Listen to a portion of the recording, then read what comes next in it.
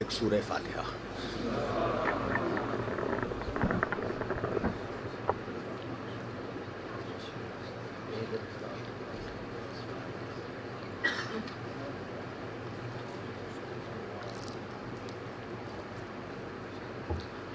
اعوذ باللہ السمیع العلیم من الشیطان اللعین الرجیم، بسم اللہ الرحمن الرحیم، الحمد للہ الملک الحق المبین، المتصاغر لعظمتہ جبابرۃ الطاغین، المتخاضع لکبریائہ عطاة المتمردین، المعترف بربوبیتہ سائر الخلق اجمعین، والصلاة والسلام والتحیۃ والاکرام علی اشرف النبیین وخاتم المرسلین، سیدنا و مولانا ابی القاسم محمد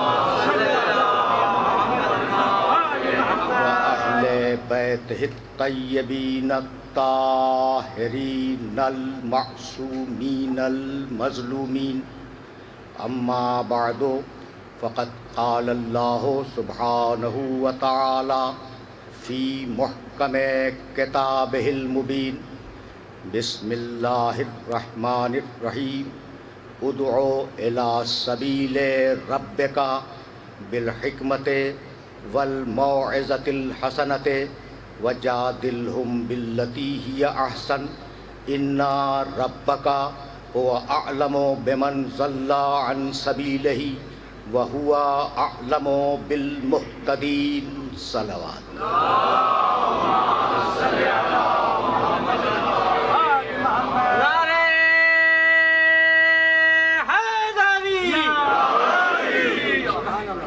عزیزان محترم، اس متبرک اور مقدس اجتماع کے لیے میں نے سرنامہ کلام میں سورہ نحل کی ایک آیت کی تلاوت کا شرف حاصل کیا۔ سورہ نحل قرآن مجید کا 16واں سورہ ہے، اور میں نے جس آیت کی تلاوت کا شرف حاصل وہ اس سورے کی 125ویں آیت ہے۔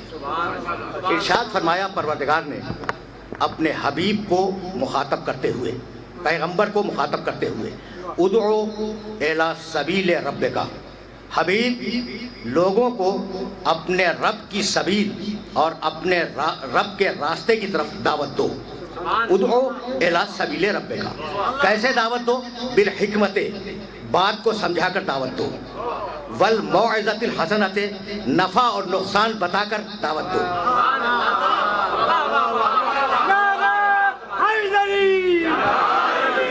وجادلہم باللتی ہی احسن، اور حبیب اگر کوئی تجھ سے بحث پر آمادہ ہو جائے تو اس طریقے سے بحث کر جو بحث کا بہترین طریقہ ہے۔ ان ربک هو اعلم بمن ضل عن سبیلہ، تمہارا اللہ خوب جانتا ہے کہ کون اس کے راستے سے، اس کی سبیل سے ہٹ گیا ہے، وَهُوَ أَعْلَمُ بِالْمُهْتَدِينَ، اور وہ خوب جانتا ہے کہ کون اس کے راستے پر، اس کی سبیل پر قائم ہے۔ دیکھیے 3 لفظ ہیں، اور ابتدائی گفتگو میں 3 لفظوں کی وضاحت کرنا چاہ رہا ہوں: حکمت، موعظہ، جدال، اور یہ تینوں لفظ قرآن کے ہیں۔ ادعو الی سبیل ربک بالحکمت والموعظۃ الحسنۃ وجادلہم باللتی ہی احسن، دعوت دو لوگوں کو، ہدایت کرو لوگوں کی حکمت کے ذریعے، موعظے کے ذریعے، اور اگر کوئی بحث کرے تو اس سے اچھی بحث کرو۔ دیکھیے دنیا میں جب بھی کوئی ازم آتا ہے، کوئی نیا دین آتا ہے، یا کوئی سیاسی دینی تحریک آتی ہے، تو پبلک میں 3 قسم کے رد عمل پیدا ہوتے ہیں۔ ذرا توجہ رکھیے گا، اس لیے کہ منزل توحید میں ہوں، منزل توحید میں ہوں۔ جب بھی کوئی دین آیا، جب بھی کوئی سیاسی تحریک، دین کو چھوڑو، سیاسی تحریک آئی تو 3 قسم کے لوگ پیدا ہو جاتے ہیں۔ پہلے وہ جو بات کو سمجھنا چاہتے ہیں کہ بھئی اس تحریک میں ہے کیا۔ دوسرے وہ جو یہ کہتے ہیں کہ اس تحریک کو اگر جوائن کیا تو فائدہ کیا ہے اور اگر چھوڑا تو نقصان کیا ہے۔ تیسرے دانشور پڑھے لکھے لوگ جو اپنی جھوٹی انا کی تسکین کے لیے بحث پر آمادہ ہو جاتے ہیں۔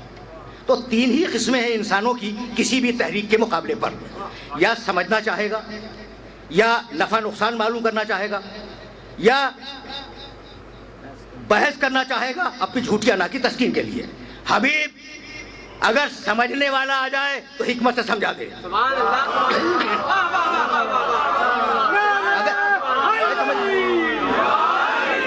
اگر سمجھنے والا آ جائے تو حکمت سے سمجھا دے، اگر نفع نقصان معلوم کرنے والا آ جائے تو موعظے سے بتلا دے، اور اگر کوئی تجھ سے بحث پہ آمادہ ہو جائے، سننا بھائی، تو حبیب اس طریقے سے بحث کر جو بحث کا بہترین طریقہ ہے۔ یہ جملہ پہنچ گیا، یہ میسج اللہ کا پہنچا۔ پیغمبر کو اللہ نے ضابطہ اخلاق دیا ہے کہ اس طریقے سے بحث کرو، اس طریقے سے بحث کرو جو بحث کا بہترین طریقہ ہے، یعنی لہجہ نرم رہے، آواز دھیمی رہے، لوگوں سے سختی سے بات نہ کرنا، دل نشین انداز میں بحث کرنا۔ تو وہ اسلام جو تبلیغ میں بحث کو بھی پسند نہ کرے، وہ کوڑے مار مار کے تبلیغ کرنے کو کیسے پسند کرے گا؟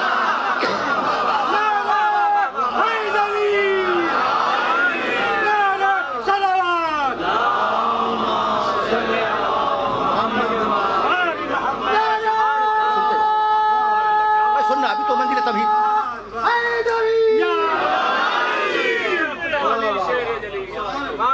ابھی تو میں منزل تمہید میں ہوں۔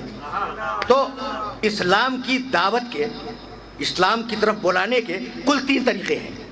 بھائی یہ تینوں طریقے ذہن میں نشین ہو جائیں، پھر یہ تمہید اس مقام پر اختتام پذیر ہو جائے گی۔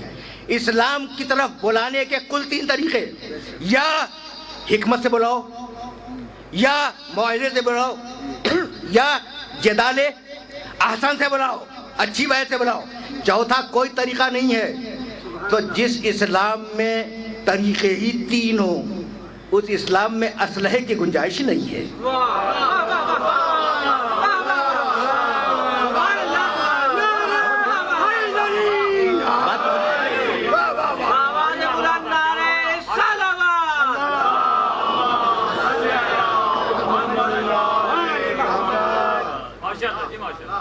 عزیزان محترم، بہت دنوں کے بعد اپنے ساتھیوں سے اور آپ سے مخاطب ہوا ہوں، ایک طویل بیماری کے بعد، تو اور دوائیں ابھی جاری ہیں، ٹھیک ہے نا؟ تو اب یہی تو سمجھ میں آتا ہے، بیمار آل محمد بھی ہوئے تھے، نہیں بیمار میرا رسول بھی ہوا تھا۔ اگر بیمار نہ ہوتا تو یہ نہ کہتا اپنی بیٹی سے کہ میں اپنے بدن میں ذوف محسوس کر رہا ہوں۔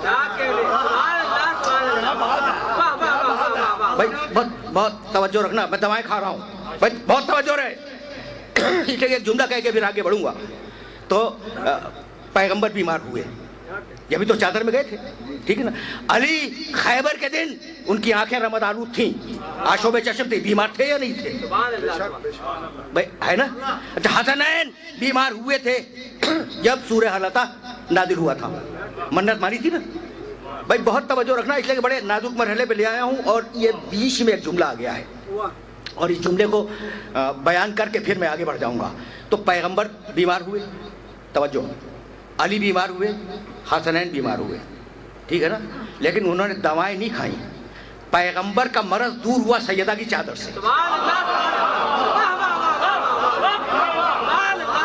پیغمبر کا مرض دور ہوا سیدہ کی چادر سے، علی کا آشوب چشم دور ہوا لعاب دہن رسول سے، اور حسنین کی بیماری دور ہوئی منت سے۔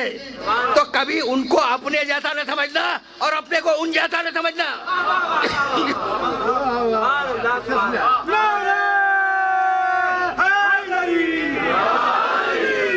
اب یہ جملہ میں نے کہا کیوں کہ یہ جو گلے کی جو پوزیشن ہے نا، یہ بہت دنوں کے بعد بولنے کی وجہ سے، تو آپ اس سے پریشان نہ ہو، یہ خود بخود ٹھیک ہوگا۔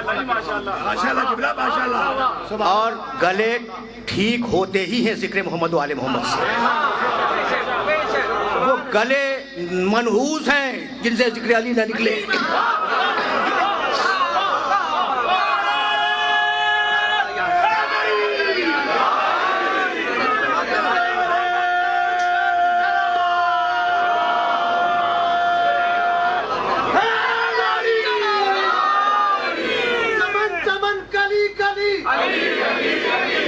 चमन चमन कली कली नगर नगर गली गली नगर नगर गली गली नारा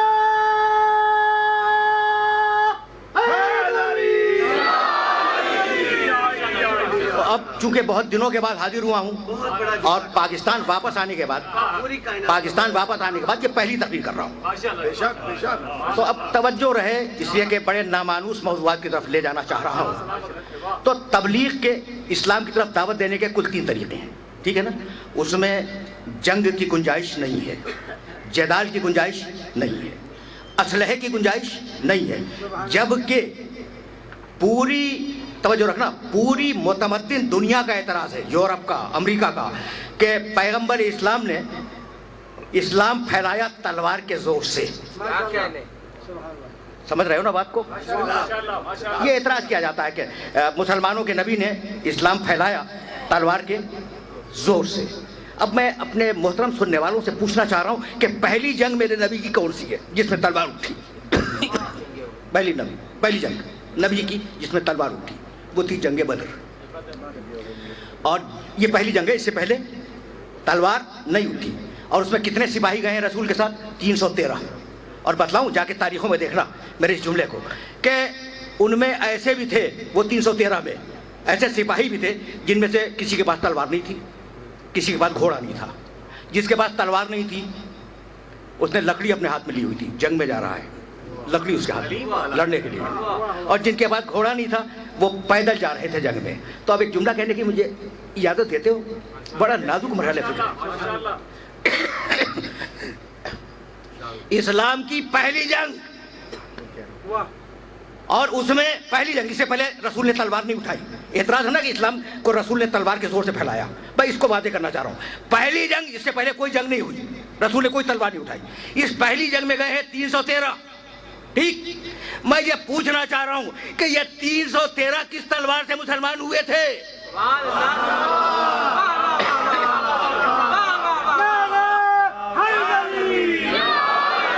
ये 313 किस तलवार से मुसलमान हुए थे?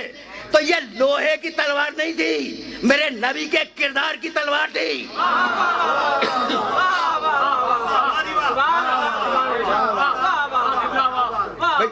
भाई सुनते जाओ। ये गलत और रवा हो जाएगा, इसकी फिक्र नहीं है, लेकिन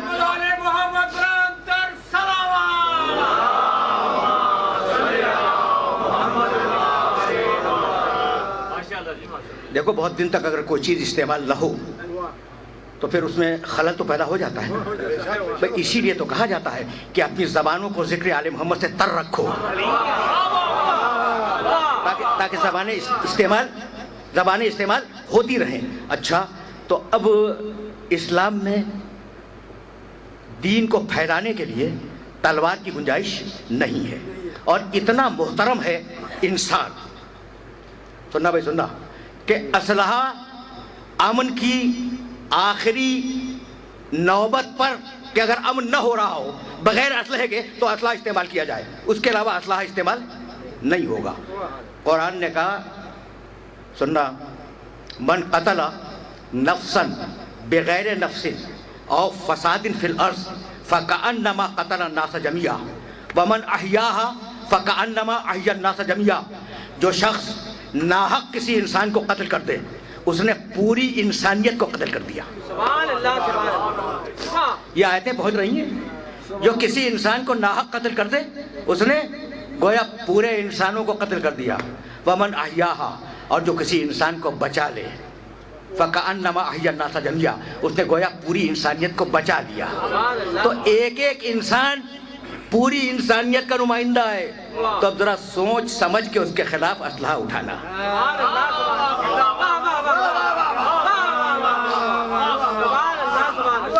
मेरे साथ यहाँ तक आ गए? अच्छा, तो अब आराम से सुनते चलो, बहुत आराम से। और मैंने अर्ज़ किया ना कि जरा मैं रुख बदल के बात कर रहा हूँ। देखो, इंसान का एहतराम, और अगर ये एहतराम पहुँच गया तो मैं आगे बढ़ जाऊँगा यहीं से। कितना एहतराम है कि एक को तुमने कत्ल किया, पूरी इंसानियत को कत्ल कर दिया। एक को बचा लिया, पूरी इंसानियत को तुमने बचा लिया। यह है ना एहतराम? नहीं, میں عجیب و غریب جملہ کہنے والا ہوں. بچہ ماں کے شکم میں آیا, ٹھیک, اس کا احترام کرو. اگر احترام واجب نہ ہوتا تو حمل ساقط کروانا حرام نہ ہوتا. سبحان اللہ سبحان اللہ. واہ واہ واہ واہ سبحان اللہ سبحان اللہ. واہ واہ واہ. یہ بات پہنچ گئی. دیکھو پیٹ میں آیا ہے, پیٹ میں آیا ہے, ابھی دنیا میں نہیں آیا. انسان پیٹ میں آیا, اس کا احترام, ٹھیک ہے نا. یہی سبب ہے کہ ہماری فقہ اسلامی کتابوں میں اگر 6 ہفتے کا حمل ہے اور گروا دیا گیا نعوذ باللہ تو اس کی دیت اتنی ہے. اگر 4 ہفتے کا ہے تو دیت اتنی ہے.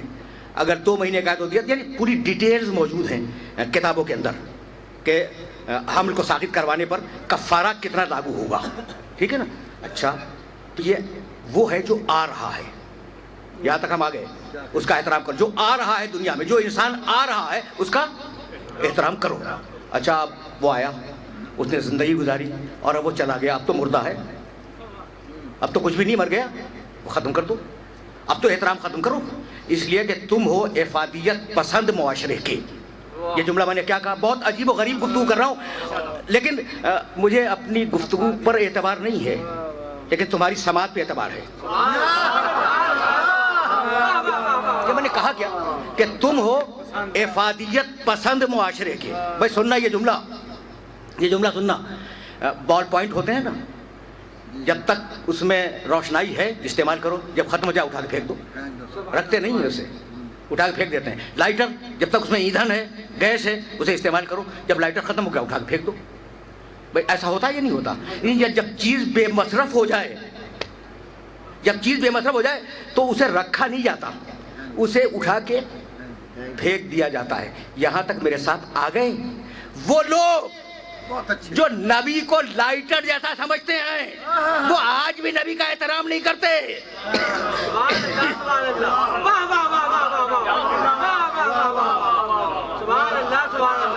سمجھ رہے ہو نا بات کو؟ اچھا, تو اب وہ انسان آیا, اس نے دنیا میں کام کیا, تمہیں فائدے پہنچائے, انسانیت کو فائدے پہنچائے, وہ چلا گیا.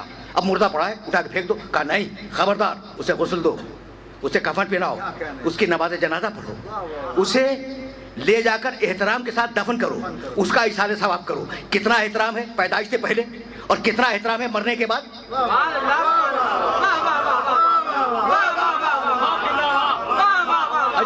عجیب مرحلہ فکر ہے.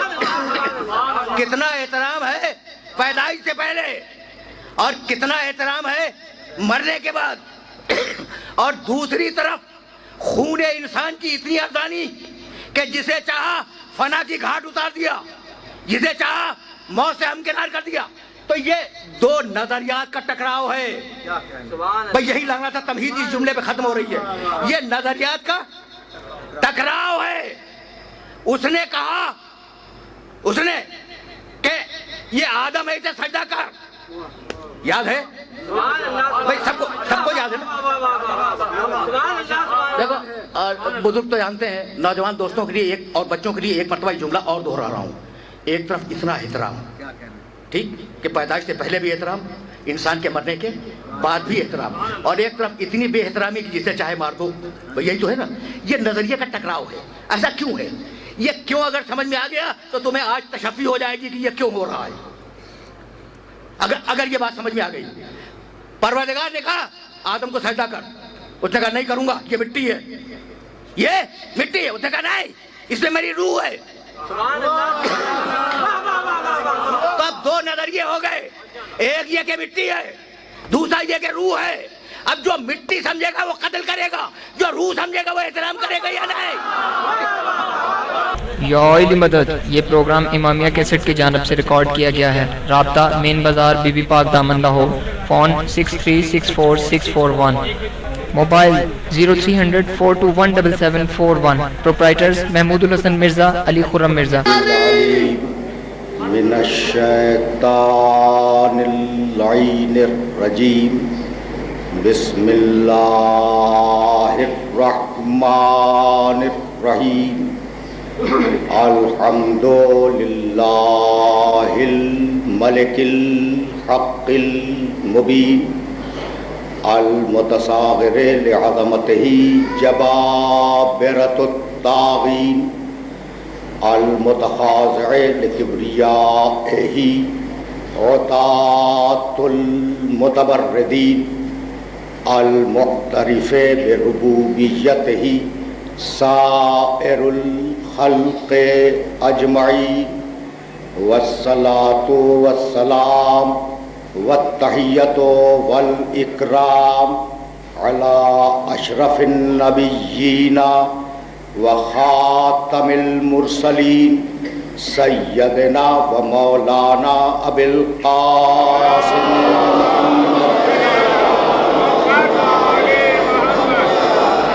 وأهل بيته الطيبين الطاهرين المعصومين المظلومين. أما بعد فقد قال الله سبحانه وتعالى في محكم كتابه المبين بسم الله الرحمن الرحيم ألم تروا أن الله سخر لكم ما في السماوات وما في الأرض وأسبغ عليكم نعمه ظاهرة وباطنة ومن الناس من يجادل في الله بغير علم ولا هدى ولا كتاب منير. صلوات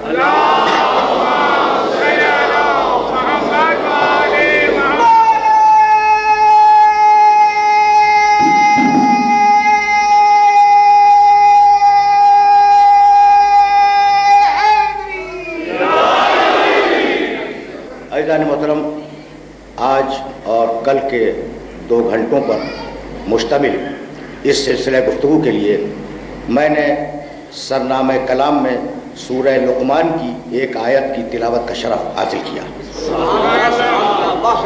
اس آیہ مبارکہ میں پروردگار عالم نے پوری انسانیت کو مخاطب کر کے یہ ارشاد فرمایا کہ الم تروا ان اللہ سخر لکم ما فی السماوات و ما فی الارض. کیا تم نے نہیں دیکھا کہ اللہ نے آسمان و زمین کی چیزوں کو تمہارے لیے کس طریقے سے مسخر کر دیا ہے. وَأَسْبَغَ عَلَيْكُمْ نِعَمَهُ ظَاهِرَةً وَبَاطِنَةً. اور اللہ نے تم پر اپنی ظاہری نعمتیں اور اپنی باطنی نعمتیں بھرپور طریقے سے اتاری ہیں. وَمِنَ النَّاسِ مَن يُجَادِلُ فِي اللَّهِ بِغَيْرِ عِلْمٍ. اتنی نعمتوں کے باوجود انسانوں میں ایسے لوگ بھی ہیں جو اللہ کے بارے میں بحث کرتے ہیں، جھگڑا کرتے ہیں بغیر علم. ان کے پاس علم نہیں ہوتا. ولا ہدن، ان کے پاس ہدایت نہیں ہوتی. ولا کتاب منیر، ان کے پاس قرآن بھی نہیں ہوتا. تو جس کے پاس قرآن نہ ہو وہ خدا پہ بات نہ کرے. جس کے پاس ہدایت نہ ہو وہ خدا پہ بات نہ کرے. جس کے پاس علم نہ ہو وہ خدا پر بات نہ کرے. تو تم نے نہیں دیکھا کہ ہم نے کس طریقے سے تم پر اپنی ظاہری اور باطنی نعمتیں اتاری ہیں. بھئی عجیب بات یہ ہے کہ پروردگار نے جب فہرست گنائی ہے نعمتوں کی تو سورہ نحل میں مسلسل آیتوں میں نعمتوں کا تذکرہ کیا. واللہ، ذرا آیتیں سنتے جانا. واللہ فضل بعضکم علی بعض فی الرزق. اللہ نے بعض کو بعض پر رزق میں فضیلت دی ہے. واللہ فضل بعضکم علی بعض فی الرزق. اللہ نے ایک کو دوسرے پر رزق میں فضیلت دی ہے. فَمَا الَّذِينَ فُضِّلُوا بِرَادِّ رِزْقِهِمْ عَلَىٰ مَا مَلَكَتْ أَيْمَانُهُمْ. تو ایسا کیوں نہیں کرتے وہ لوگ جن کے پاس رزق زیادہ آ گیا ہے، جن کے پاس. بھائی توجہ رہے، جہاں جہاں میرے سننے والے سن رہے آیت کا ترجمہ سماعت کر لیں. اللہ نے ایک کو دوسرے پر رزق میں فضیلت دی ہے. وہ جن کے پاس رزق زیادہ آ گیا ہے وہ غریبوں کی طرف پلٹاتے کیوں نہیں؟ غریبوں کو دیتے کیوں نہیں پلٹاتے کیوں نہیں؟ پلٹانے میں یہ راز مضمر ہے کہ حق ان کا تھا، آیا تمہارے پاس.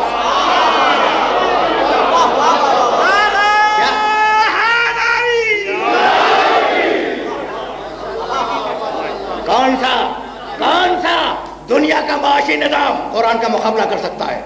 تم نے دیکھا پورے فلسفہ معاشیات کو ایک جملے میں پروردگار عالم نے سمو دیا کہ فَمَا الَّذِينَ فُضِّلُوا بِرَدِّ رِزْقِهِمْ عَلَىٰ مَا مَلَكَتْ أَيْمَانُهُمْ، جن کے پاس دولت زیادہ ہے، جن کے پاس پیسے زیادہ ہے، وہ پلٹاتے کیوں نہیں غریبوں کی طرف؟ بھائی عجیب و غریب، فَهُمْ فِيهِ سَوَاءٌ، کیا کمال کا، کیا کاٹے کا جملہ ہے. سنو، کسب معاش میں کوئی کم ہے کوئی زیادہ ہے، لیکن استعمال میں سب برابر ہیں. فَهُمْ فِيهِ سَوَاءٌ، استعمال میں سب برابر ہیں. افا بنعمت اللہ یجحدون، یہ دولت والے کیا اللہ کی نعمت کا انکار کر رہے ہیں؟ تو رزق نعمت، کثرت رزق نعمت، یہ ذہن میں رکھنا قرآن مجید. اور اس کے بعد آواز دی، واللہ جعل لکم من انفسکم ازواجا وجعل لکم من ازواجکم بنین وحفدۃ ورزقکم من الطیبات افبالباطل یؤمنون وبنعمت اللہ ہم یکفرون. ہم نے تمہارے ہی نفسوں سے تمہارے جوڑے پیدا کیے اور ان جوڑوں کے ذریعے تمہیں بیٹے دیے، پوتے دیے، تمہاری نسل کو باقی رکھا.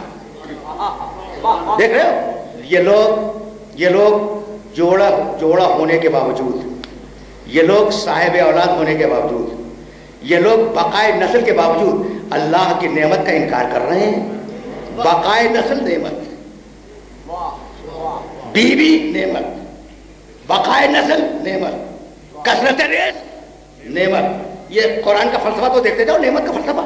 اور اس کے بعد 9 آیتیں درمیان سے چھوڑ رہا ہوں.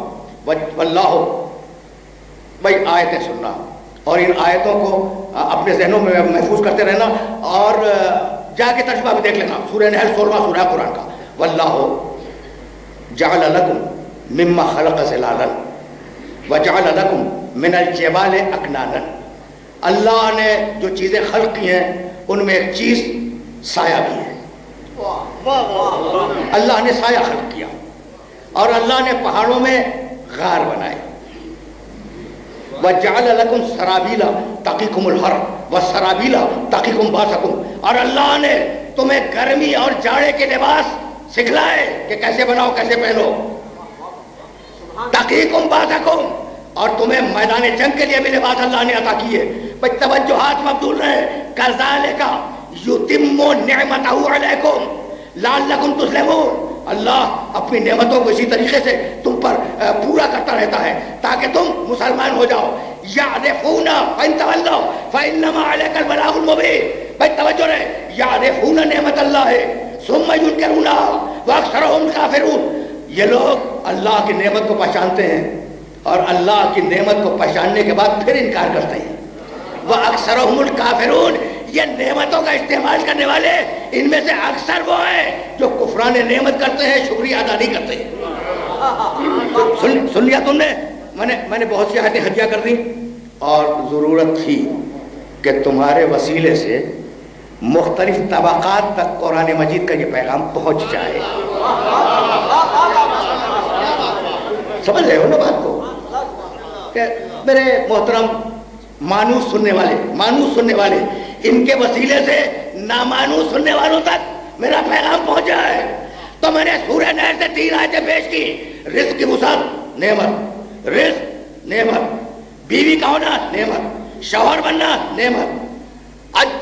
واللہ، ایک آیت اور بھی سنتے جاؤ. واللہ جعل لکم من بیوتکم سکنا وجعل لکم من جلود الانعام بیوتا تستخفونها یوم ذعنکم ویوم اقامتکم ومن اصوافها واوبارها واشعارها اثاثا ومتاعا الی حین. اللہ نے تمہیں گھر دیے اور تمہیں بالوں سے خیمے بنانا سکھایا تاکہ جب چاہو گھر بنا لو، جب چاہو سمیٹ کے اونٹ کی پیٹھ پہ رکھ دو.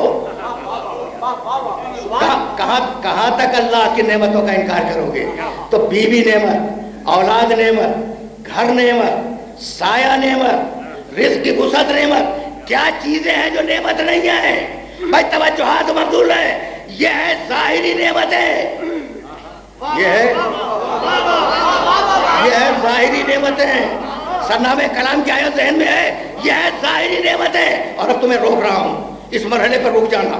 دیکھو، تمہارے علی نے ایک جملہ کہا کہ یہ جو دنیا کی نعمتیں ہیں نا، یا وہ ختم ہو جائیں گی یا ان کو استعمال کرنے کے لیے تم ختم ہو جاؤ گے. کیا کمال کا جملہ ہے تمہارے علی کا، کیا کمال کا جملہ ہے. دیکھو، یعنی عجیب و غریب جملہ ہے. اور اتنا بڑا جملہ ہے جس پر سینکڑوں صفحہ لکھے جائیں کہ دنیا کی کوئی نعمت رکتی نہیں ہے. نعمت مال، یا مال ختم ہو جائے گا یا انسان ختم ہو جائے گا. نعمت جوانی، یا جوانی ختم ہو جائے گی یا انسان ختم ہو جائے گا. تو یہی تو ہے. اچھا تو کوئی چیز دنیا میں جو نعمت ہے وہ رکتی نہیں ہے. توجہ رہے، بس ایک نعمت ہے جس کا تذکرہ قرآن نے کیا اور کہا کہ وہ رکے گی، اور اس نعمت کا نام ہے جنت. سنتے جاؤ سنتے جاؤ، بہت آرام سے سننا. شاید تمہارے علاقے میں پہلی مرتبہ آیا ہوں تو میرا جی چاہا کہ قرآن مجید کے کچھ آفاق ان سے تمہیں روشن کرا دوں. اچھا تو وہ تھی ظاہری نعمتیں، اور اب ہم چلتے ہیں باطنی نعمتوں کی طرف. تو یہ ساری نعمتیں، یہ جو ساری نعمتیں ہیں یہ زوال پذیر ہیں، فنا آمادہ ہیں، ختم ہو جانے والی ہیں. ایک نعمت ہے پوری کائنات میں، وہ ہمیشہ رہنے والی ہے، اور اس نعمت کا نام ہے جنت. طے ہو گئی بات. وہی ایک چیز ہے جو رکنے والی ہے. اچھا بھائی، تو اب جنت ملے گی کیسے؟ بھائی توجہ رہے، جنت ملنے کا پروسیجر ہے. جنت ملنے کا پروسیجر ہے. جنت ملنے کا پروسیجر یہ ہے کہ بھائی صحیح ایمان لاؤ جنت ملے گی. جنت نعمت ہے نا، صحیح ایمان لاؤ جنت ملے گی. پھر ایمان بھی نعمت.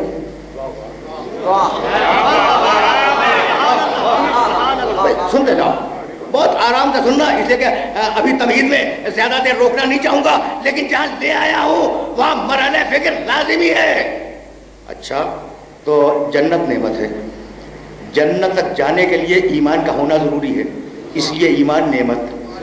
جنت تک جانے کے لیے عمل صالح کا ہونا ضروری ہے، اس لیے عمل صالح نعمت. ایمان نعمت، عمل صالح نعمت. ایمان اور عمل صالح تمہیں نہیں مل سکتے جب تک کہ تمہارے پاس ہدایت نہ آئے. اس لیے ہدایت نعمت، ہدایت نعمت، اور تمہیں ہدایت مل نہیں سکتی جب تک ہادی نہ آئے. اس لیے ہادی نعمت. بھائی دنیا کا کوئی مسلمان اگر میرے جملے سے انکار کر سکتا ہے تو انکار کر دے. ہادی نعمت. اور اب قرآن نے کہا فما بکم من نعمت فمن اللہ. جتنی نعمتیں تمہارے پاس ہیں وہ سب اللہ کی طرف سے آئی ہے. تو اگر ہادی نعمت ہے تو وہ بھی ادھر سے آئے گا، تم نہیں بناؤ گے.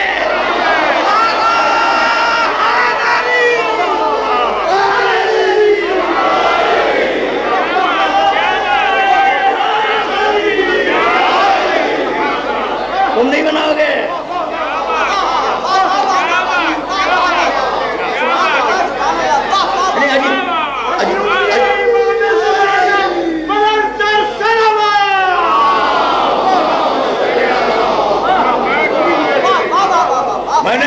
میں نے تمہارے شہر میں اسی نعمت پہ گفتگو کرتے ہوئے سورہ حمد کی آیت پیش کی تھی، اہدنا الصراط المستقیم صراط الذین انعمت علیہم غیر المغضوب علیہم ولا الضالین.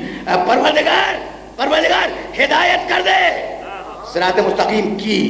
میں تو اتحاد بین المسلمین کا قائل ہوں، اور میں نے ترجمہ کیا ہے جو عام مسلمان کرتے ہیں کہ پروردگار ہدایت کر دے صراط مستقیم کی. اگرچہ میرا ترجمہ یہ نہیں ہے، اور شاید تم بھی اس ترجمے سے اتفاق نہ کرتے ہو، ہدایت کرتے صراط مستقیم کی. آپ کو اتفاق شاید نہیں ہوگا، ہے نا، لیکن مجھے اتفاق ہے.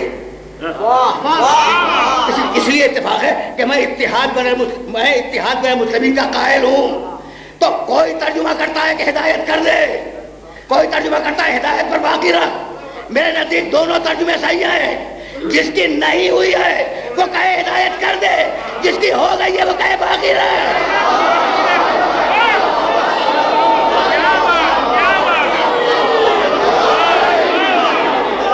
سمجھ رہے ہو نا؟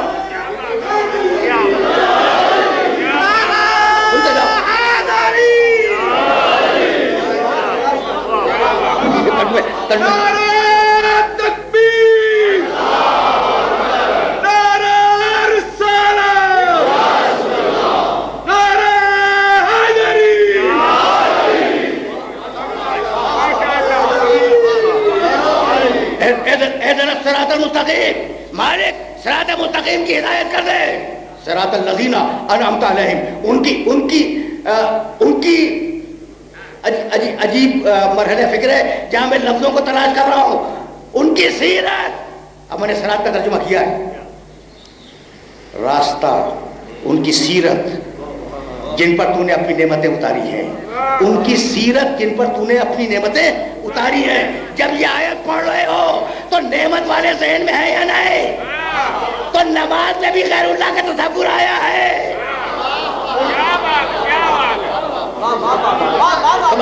سمجھ رہے ہو نا بات کو؟ بھائی بہت توجہ رہے، اس لیے کہ بہت تیزی کے ساتھ مجھے آگے بڑھنا ہے. صراط الذین انعمت علیہم، پروردگار ان کی سیرت پہ ہمیں گامزن کر، ان کے راستے پہ ہمیں چلا، ان کے راستے پہ ہمیں چلا جن پر تو نے اپنی نعمتیں اتاری ہیں، ان کے راستے پہ چلا. یعنی کچھ ہیں جو چلے تو راستہ بنا.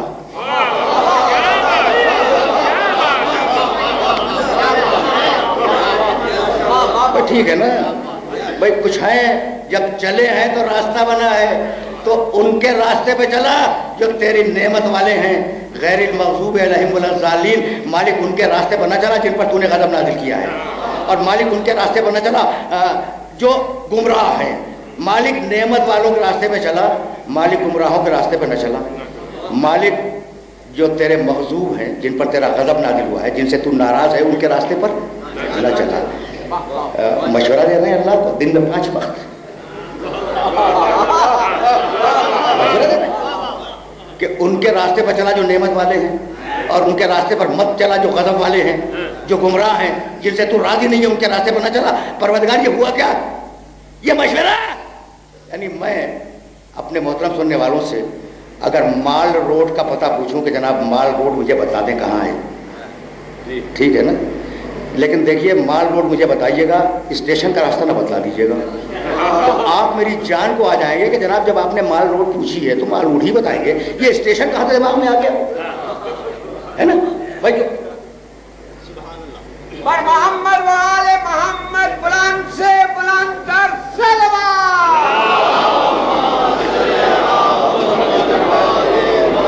سبحان اللہ. ذرا اس طریقے سے سنو جس طریقے سے آج گفتگو کر رہا ہوں.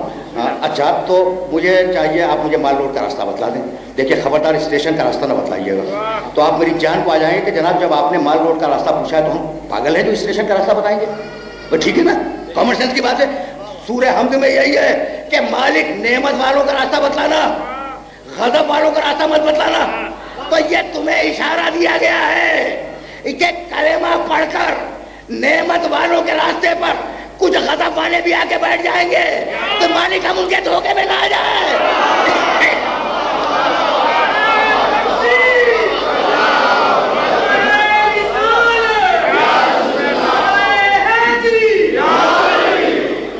بہت رہی ہے نا بات.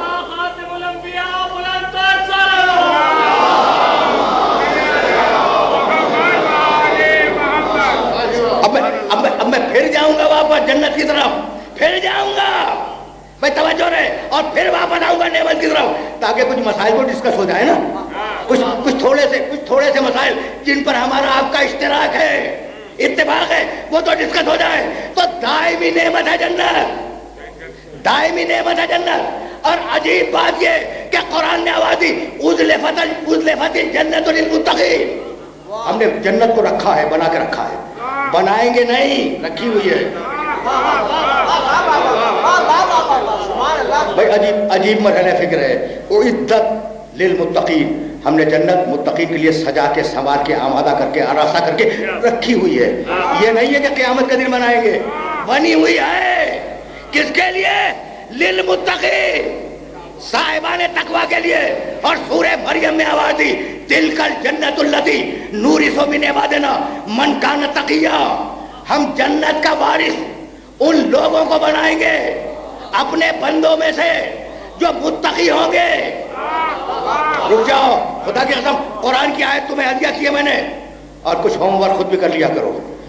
یہ سورہ مریم 19واں سورہ ہے قرآن کا، اور اس کی آیت میں نے تمہیں ہدیہ کی.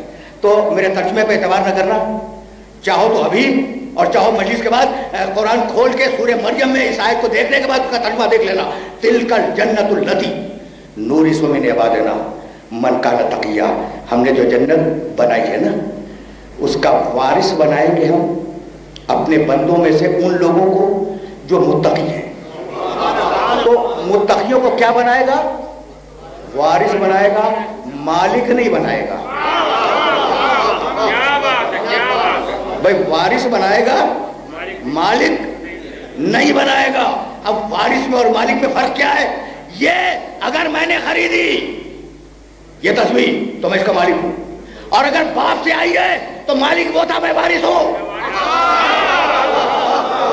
تو متقین جنت کے مالک نہیں ہے, وارث ہے. اس کا مطلب یہ کہ یہ جب وارث ہے تو مالک کچھ اور ہے. ٹھیک ہے نا؟ سمجھ رہے ہو بات کو؟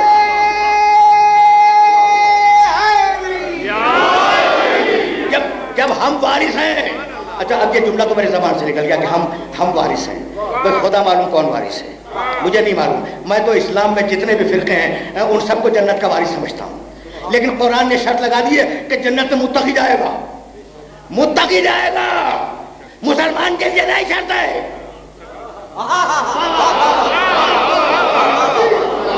بھائی سننا خدا کی قسم, اب میں جو جملہ کہہ رہا ہوں وہ سن لینا. اعدت, اچھا بھائی آئے سنو, ازلفت الجنت للمتقین. پورے قرآن میں نہیں ہے کہ ازلفت الجنت للمسلمین, ہم نے جنت کو سنوارا ہے, سجایا ہے مسلمانوں کے لیے. اچھا پورے قرآن میں یہ بھی نہیں ہے کہ ازلفت الجنت للمومنین, ہم نے جنت کو سجایا اور سنوارا ہے مومنین کے لیے. نہیں, ازلفت الجنت للمتقین, ہم نے جنت کو سجایا اور سنوارا ہے متقین کے لیے. تو اب جو متقین ہوں گے وہی جنت میں جائیں گے. مسلمین سے وعدہ نہیں ہے, مومنین سے وعدہ نہیں ہے, متقین سے وعدہ ہے. یہی سبب ہے کہ خلیفۃ المسلمین بہت ملیں گے, امیر المومنین بہت ملیں گے, امام المتقین میرے علی کے علاوہ نہیں ملے گا.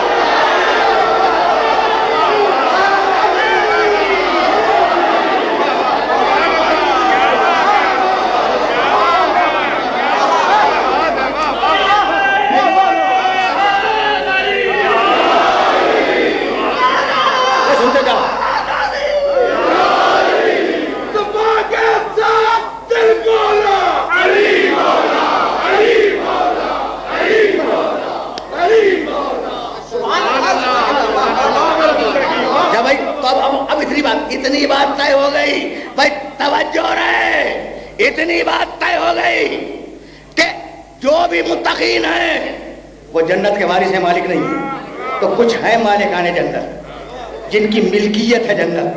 تو اب نبی نے کم از کم ایک جملہ تو ایسا ہے جو سیاہ میں موجود ہے.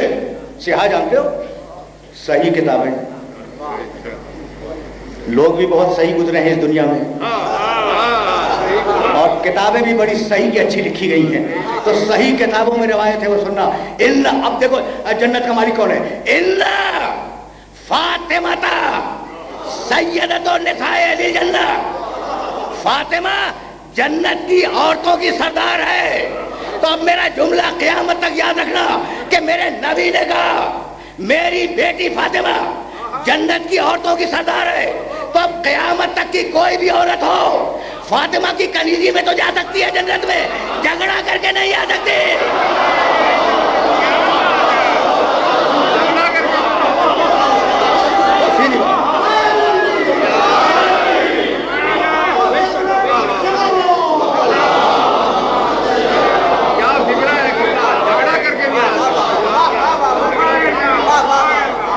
بھائی بہت توجہ رہے, بہت توجہ رہے. اچھا بھائی اب یہ تو وہ مرحلہ فکر ہے جہاں میں اپنے سننے والوں کو روکوں گا. اب میں جنت سے پھر نعمت کی طرف واپس جا رہا ہوں. اچھا تو کچھ نعمتیں وہ ہیں جو زوال پذیر ہیں, ختم ہو جانے والی ہیں. کل ایک نعمت وہ ہے جو دائمی ہے, ابدی ہے, اور اس نعمت تک جو بھی لے جائے وہ دائمی ہے.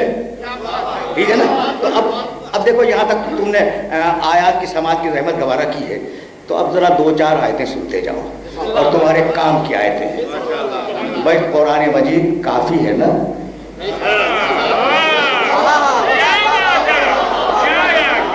بھائی اگر قرآن مجید کافی نہ ہوتا تو اللہ اس کے بعد کوئی کتاب بھیجتا.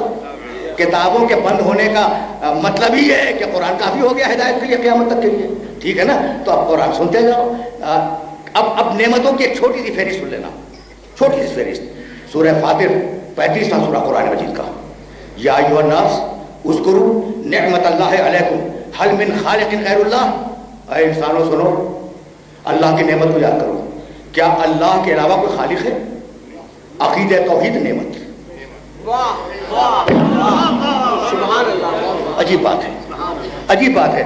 اور ذرا میں نے سطح عمومی سے بات کو بلند کر دیا ہے، لیکن صاحبان فہم و فکر تشریف فرمائیں. یا ایھا الناس اذکروا نعمت اللہ علیکم هل من خالق غیر اللہ. اے انسانوں اللہ کی نعمت کو یاد کرو.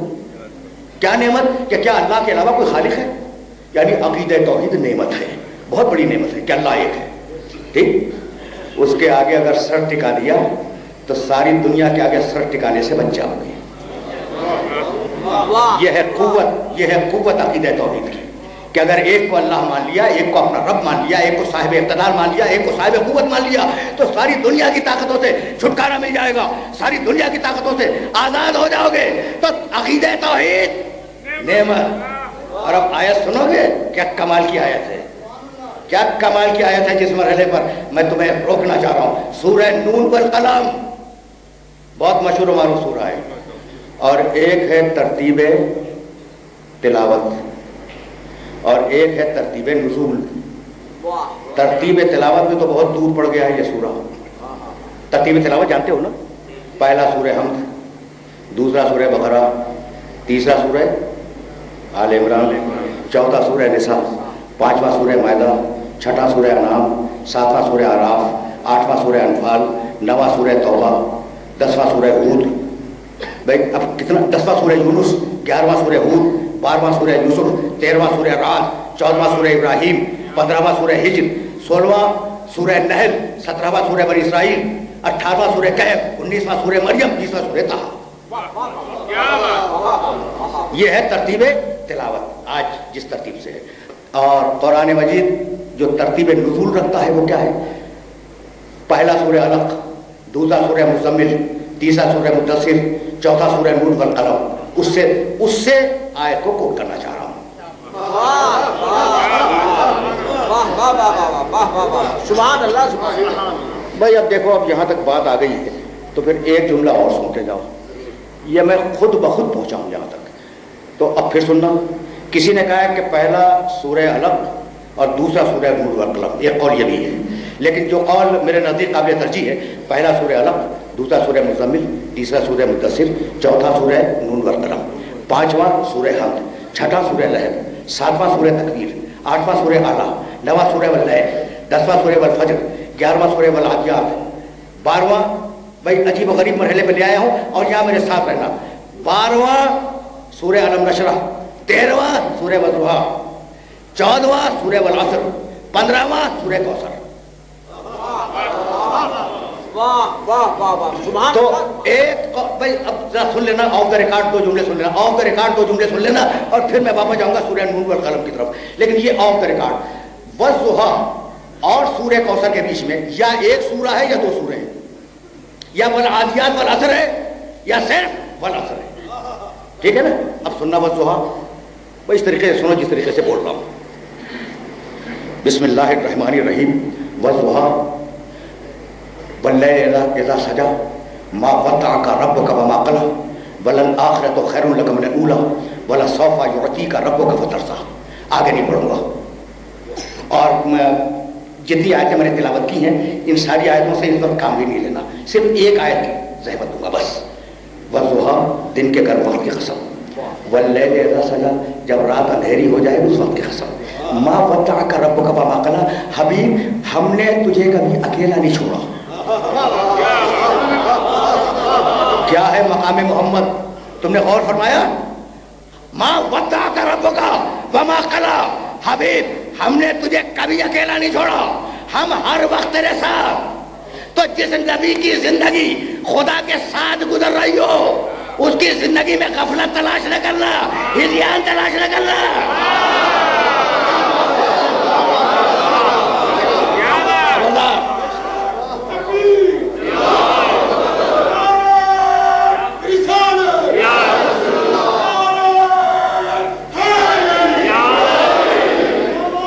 سنتے جانا بھائی، سنتے جاؤ. والضحیٰ، اچھا یاد رہے گا نا کہ والضحیٰ اور کوثر کے بیچ میں یا ایک سورہ ہے یا دو سورہ ہیں بس، یعنی بہت قریب قریب ہے. بھائی جان لے آیا ہوں وہاں رک کے سننا. تو والضحیٰ اور کوثر کے بیچ میں 1 یا 2 سورے بس. دن کے گرم وقت کی قسم, رات کے اندھیرے کی قسم, حبیب ہم نے تجھے کبھی اکیلا نہیں چھوڑا, حبیب ہم تجھ سے کبھی ناراض نہیں ہوئے, ہم تجھ سے کبھی ناراض نہیں ہوئے. اچھا بھائی, اللہ کہہ رہا ہے کہ ہم کبھی محمد سے ناراض نہیں ہوئے. آپ ضمانت لیتے ہیں کہ آپ کے کسی قول سے اللہ کبھی ناراض نہیں ہوا ہوگا نا؟ پتہ نہیں کتنے گناہ کیے خود میں, خدا معلوم کیا غلطیاں انسان سے سرزد ہو جاتی ہیں کہ اللہ ناراض ہو جائے. اور اللہ کہہ رہا ہے کہ محمد میں تجھ سے ناراض نہیں ہوا. ٹھیک ہے نا؟ دنیا کا کوئی انسان, اس وقت گروہ کے اوپر 4 ارب کی آبادی ہے, کوئی کہہ سکتا ہے کہ اللہ مجھ سے ناراض نہیں ہے؟ کوئی کہہ سکتا ہے؟ کوئی نہیں کہہ سکتا. صرف ایک ہے جو کہہ سکتا ہے, اور اس کا نام ہے محمد رسول اللہ. تو جب 4 ارب آدمی مل کے محمد جیسے نہ بن سکے تو یہ ملا کیسے محمد جیسا بن جائے گا؟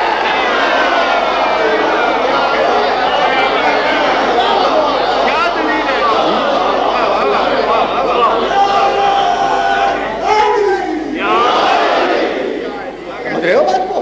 والضحیٰ, دن کے گرم وقت کی قسم, واللیل اذا سجا, جب رات اندھیری ہو جائے اس وقت کی قسم, ما ودعک ربک وما قلی. حبیب ہم نے تجھے کبھی اکیلا نہیں چھوڑا اور ہم تجھ سے کبھی ناراض نہیں ہوئے. وَلَلْآخِرَةُ خَيْرٌ لَكَ مِنَ الْأُولَىٰ. حبیب ہم وعدہ کرتے ہیں کہ تیرا انجام تیرے آغاز سے بہتر ہوگا. وَلَسَوْفَ, اس آیت کے لیے زحمت دی ہے اور یہ آیت ذہن میں رکھنا. وَلَسَوْفَ يُعْطِيكَ رَبُّكَ فَتَرْضَىٰ. حبیب, اب ترجمہ سننا. یہ سورہ مبارکہ میں نے بہت مرتبہ آپ کے شہر میں تلاوت کیا ہے ممبر سے, لیکن آج جو میں ترجمہ کر رہا ہوں ذرا اس کی طرف متوجہ رہنا. وَلَسَوْفَ يُعْطِيكَ رَبُّكَ فَتَرْضَىٰ. حبیب ہم تجھے کچھ عطا کریں گے. کچھ حبیب ہم تجھے کچھ عطا کریں گے, اور وہ چیز ایسی ہوگی کہ تو راضی ہو جائے گا. حبیب ہم تجھے کچھ عطا کریں گے. کیا عطا کرے گا نہیں معلوم, کچھ نہیں معلوم کہ کیا عطا کرے گا. بھائی توجہ رہے, بڑے نازک مرحلے پہ لے آیا ہمیں. حبیب وَلَسَوْفَ يُعْطِيكَ, ہم تجھے کچھ عطا کریں گے. وہ چیز اتنی بڑی ہوگی کہ تو ہم سے راضی ہو جائے گا. درمیان میں ایک سورہ چھوڑا اور اللہ نے آواز دی, اِنَّا أَعْطَيْنَاكَ الْكَوْثَرَ. حبیب تجھے کوثر عطا کر دیا. پہنچ رہی ہے بات, پہنچ رہی ہے. یاد رکھنا